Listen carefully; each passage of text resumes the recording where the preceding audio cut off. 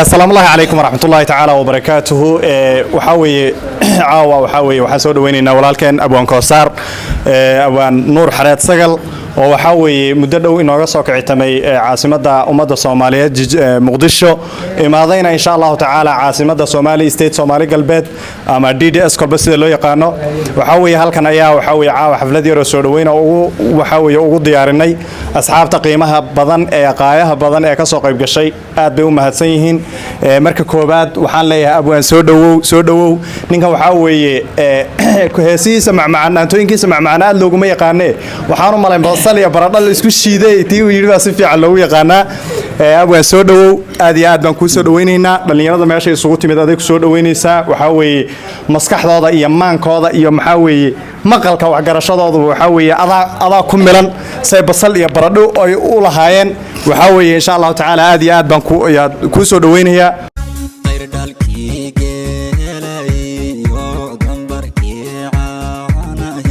ظهر إيو ولبا عصر كبدي قر قواه مدي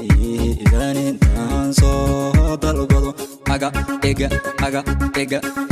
دارا رايبان صدبها الكورا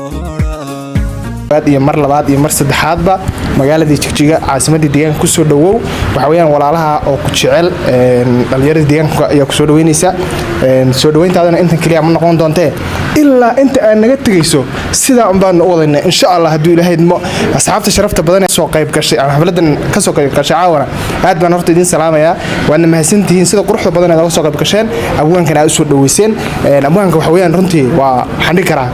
boqorka fanka ee 2022 waaye waana boqorka codka ayaan dhihi karnaa runtii aad ayaan u jecelahay runtii waxa weeyaan waana soo dhaweynaa si kala yalaaba dalkii geelay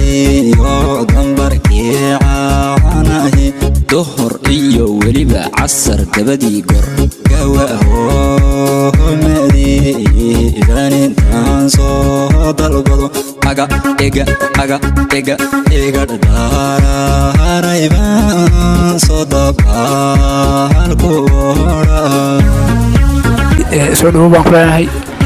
halkan marti sharafta qiimaha badan ee xilbada ka soo qayb gashay qof walba masabka uu ku joogo meesha ayaan ku salaamaya dhamaantood waxaan ku leeyahay abaan soo dhawo mar koowaad iyo mar labaad iyo mar saddexaad aad iyo aad buu mahadsan yahay suldaanku waxa weeye waxaan hadana soo dhaweynayaa walaal Nasri